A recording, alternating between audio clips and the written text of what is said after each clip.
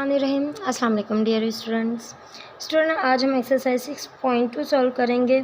तुम्हारे पास इसमें हमने करना क्या है कि इस एक्सरसाइज में हमने वर्ड इक्वेशन है, वर्ड प्रॉब्लम है, उनको सॉल्व करना है। जो स्टेटमेंट गिवन है उनको सॉल्व करना है। कौन से मेथड के ज़रिए? Unitary method and proportion method.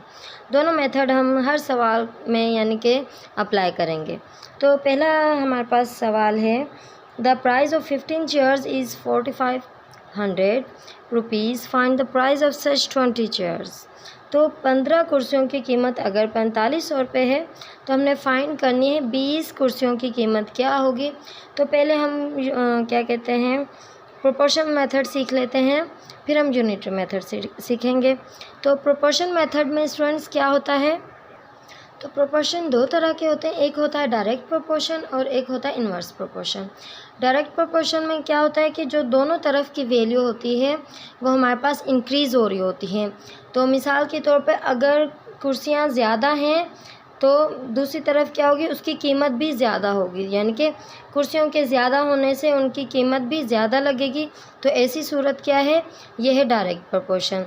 और दूसरी सूरत कौन सी होती है? Inverse proportion. इन्वर्स प्रोपोर्शन में क्या होता है कि एक तरफ की वैल्यू बढ़ रही होती है तो दूसरी तरफ की वैल्यू कम हो रही होती है। मतलब फूड है, कोई बंदे हैं यानी कि 10 पर्सन हैं, वो फूड खा रहे हैं तो उनका 5 दिनों तक वो खाना ख़त्म हो गया है। तो अब यह है कि 10 बंदों के बजाय बंदों में इजाफा हो गया है, कोई गेस्ट आ गए तो 15 पर्सन हो गए, ठीक है।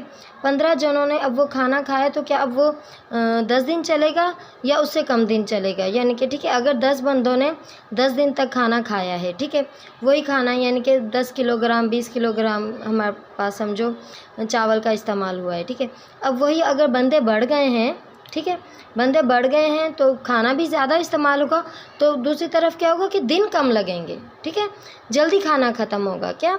अगर बंदों के बढ़ने से खाना जो है वो जल्दी ख़त्म हो रहा है तो दिन कम लग रहे हैं ना, आदमियों की तादाद बढ़ाने से खाना जो है जल्दी ख़त्म हो रहा है, दिनों की तादाद कम हो रही है आदमियों की तादाद ज़्यादा होने से।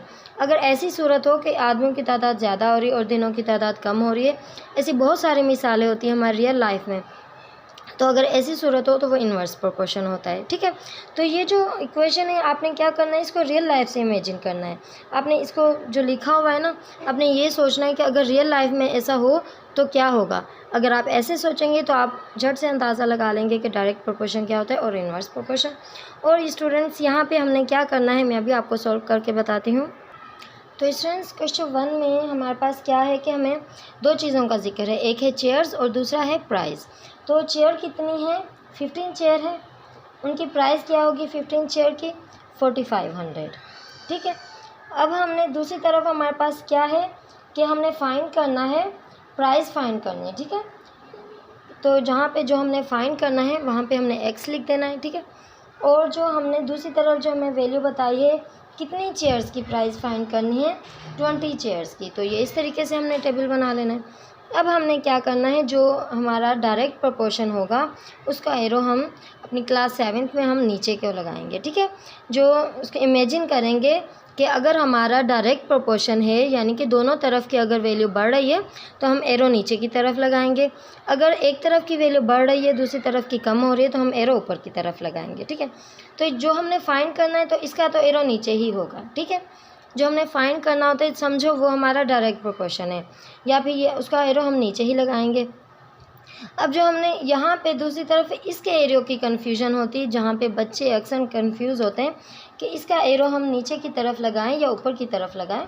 तो आपने परेशान नहीं होना, आपने जस्ट रियल लाइफ से इमेजिन करना है कि अगर हमारे पास 15 कुर्सियों की कीमत 4500 है, कुर्सियाँ ज़्यादा हैं तो कीमत भी ज़्यादा होगी।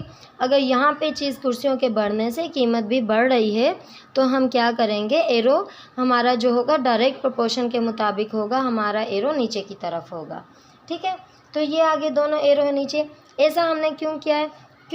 क्योंकि हमारे पास जो टेल होगी उसकी वैल्यू हम पहले लिखेंगे।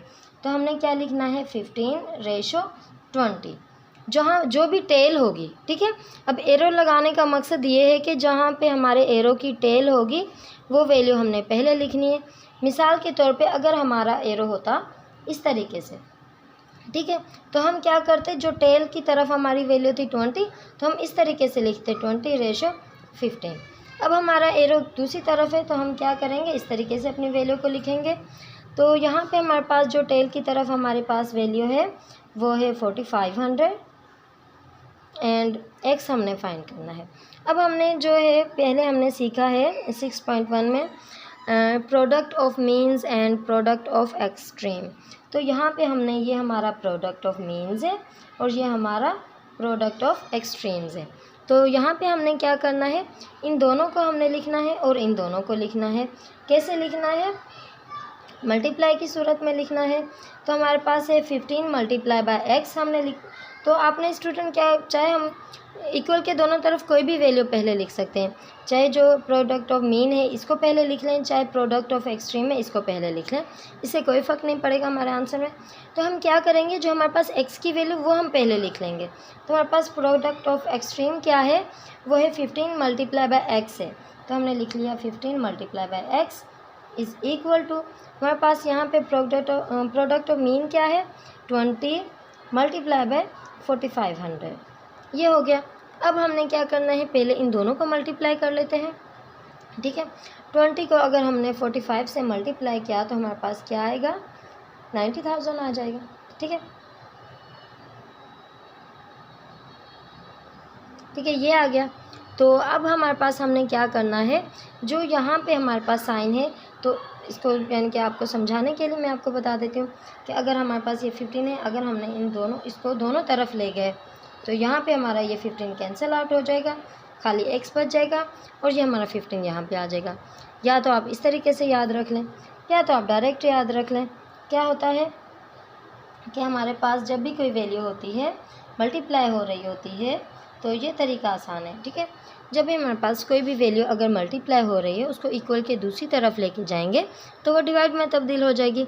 लेकिन अगर कोई वैल्यू हमारे पास यहाँ पे डिवाइड हो रही है, यानी कि x के साथ अगर हमारे पास वैल्यू 15 डिवाइड हो रही होती तो इसको हम इक्वल के दूसरी तरफ लेके जाते तो वो मल्टीप्लाई में तब्दील हो जाती। ठीक है, लेकिन यहाँ पे हमारे पास कौन सी सिचुएशन है, हमारे पास 15 जो है मल्टीप्लाई हो रहा है x के साथ, तो अगर हम 15 को इक्वल के दूसरी तरफ लेके जाएंगे तो ये डिवाइड में तब्दील हो जाएगा।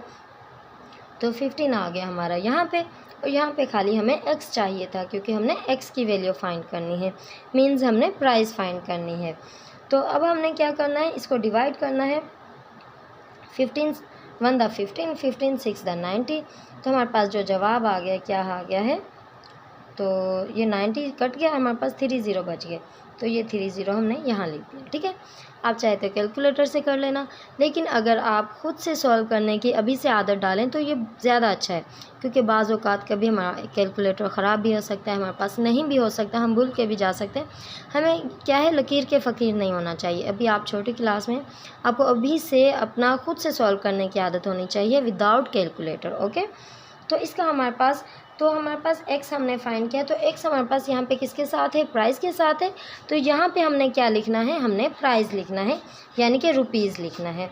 6000 रुपीज़ हमारे पास होंगे अगर हम 20 चेयर्स परचेज़ करेंगे। ये हमारे पास हो गया प्रोपोर्शन मेथड। अब हम यूनिटरी मेथड फाइंड करेंगे।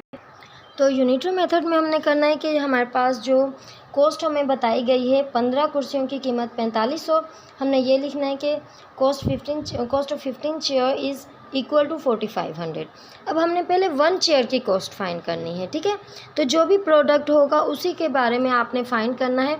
यहाँ पे चेयर्स की जिक्र है तो हमने चेयर का ही फाइंड करना है। तो हमारे पास 15 कुर्सियों की कीमत हमें पता है, तो हमने 1 की कैसे कीमत फाइंड करनी है, हमने क्या करना है, 4500 को डिवाइड कर देना है 50 से। ठीक है, तो हमने क्या कर देना है, 4500 को, ठीक है, डिवाइड कर देना है 15 से। तो जो भी वैल्यू है, यानी कि अगर 10-20 कुर्सियाँ होती, वो होती 5000 की, तो हमने क्या करना था, तो 5000 को डिवाइड कर देना था 20 से। अब इसी तरीके से जो हमें वैल्यू गिवन है उसमें से हमने करना है कि जो हमारे पास टोटल वैल्यू प्राइस है वो लिखी और डिवाइड कर देना है कितनी कुर्सियाँ हैं उससे। तो इससे हमें पता हो जाएगा कि एक कुर्सी की कितनी कीमत है। ठीक है, अब हमने डिवाइड किया तो 15 1 द 15, 15 3 द 45। तो टेबल आपको अच्छे से याद होंगे तो आप आपके लिए सॉल्व करना नहायत ही आसान होगा विदाउट कैलकुलेटर। तो हमारे पास ये आगे क्या आ गया 3 बच गया और यहाँ पे 2 ज़ीरो आ गए, तो इट मीन्स हमारे पास 300 आ गए। यानी कि 1 चेयर की जो प्राइस है वो हमारे पास क्या आ गई 300 आ गई।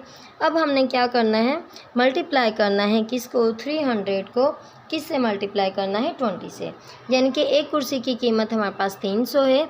अगर हमारे पास 20 कुर्सियों की कीमत मालूम करनी है तो हमने 300 को मल्टीप्लाई कर देना है 20 से।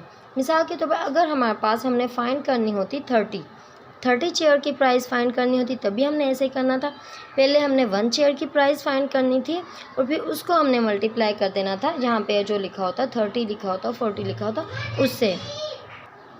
तो हमने 20 कुर्सियों की कैसे कीमत फाइंड करनी है, हमने 300 लिखा, उसको मल्टीप्लाई करना है 20 से।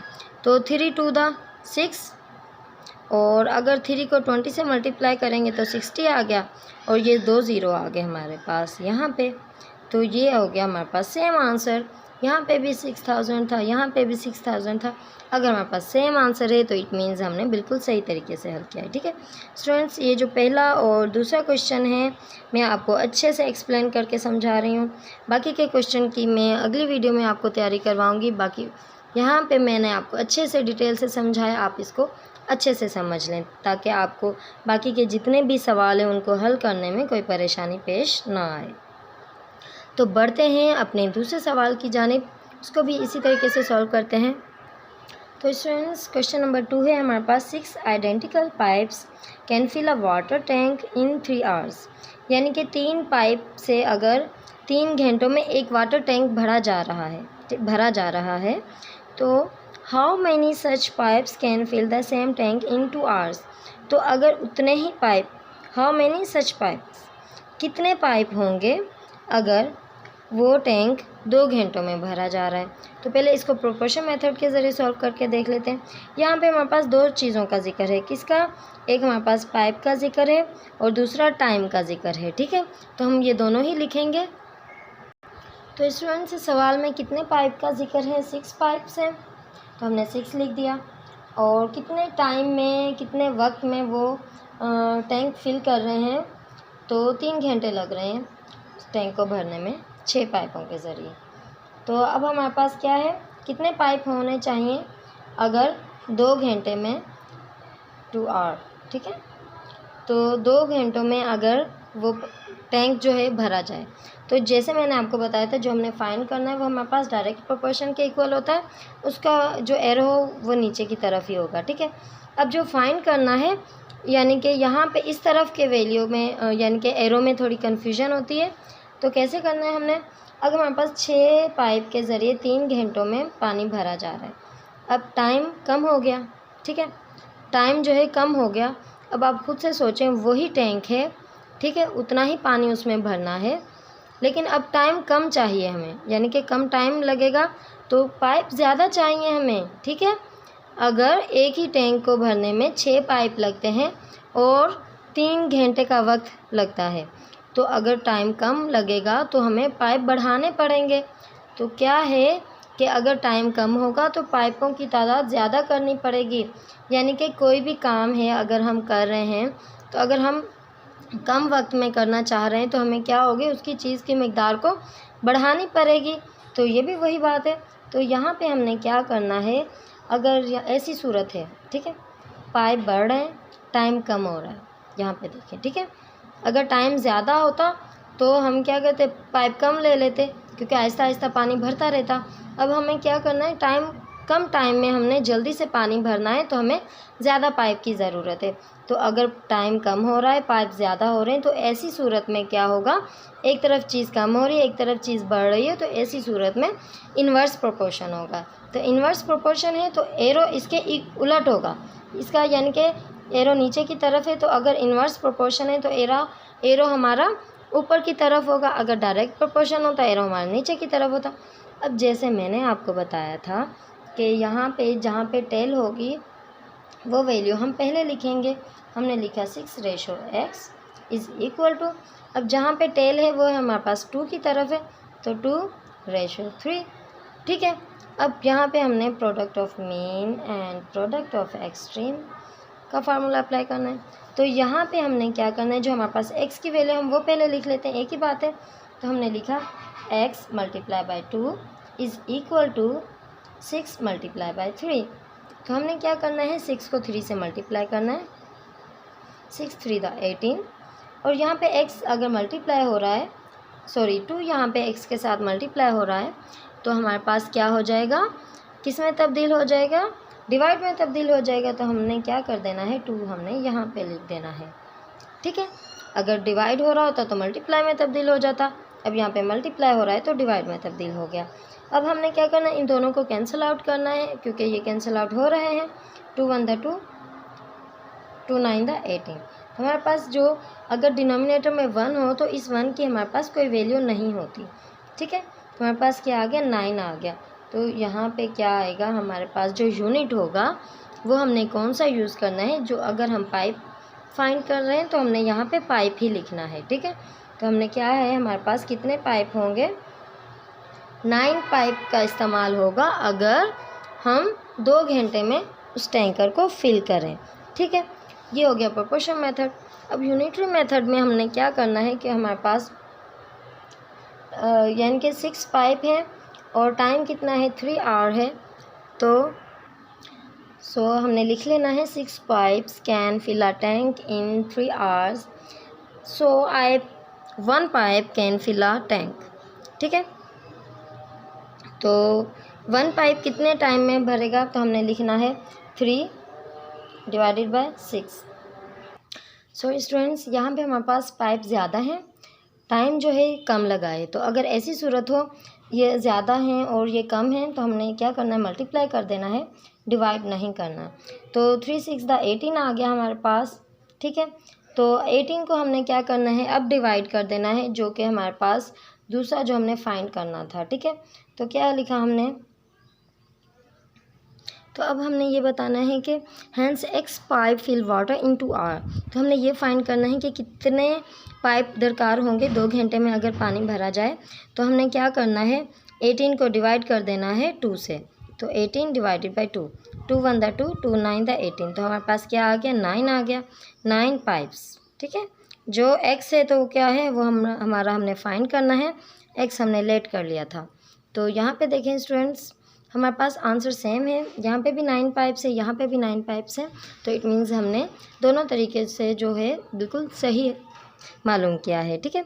दोनों तरीके आपको समझ आ गए हैं। तो बाकी के सवाल हम अगली वीडियो में सॉल्व करेंगे। तो फिर मिलेंगे अगली वीडियो में। अपना बहुत सारा ख्याल रखना। अल्लाह हाफिज़।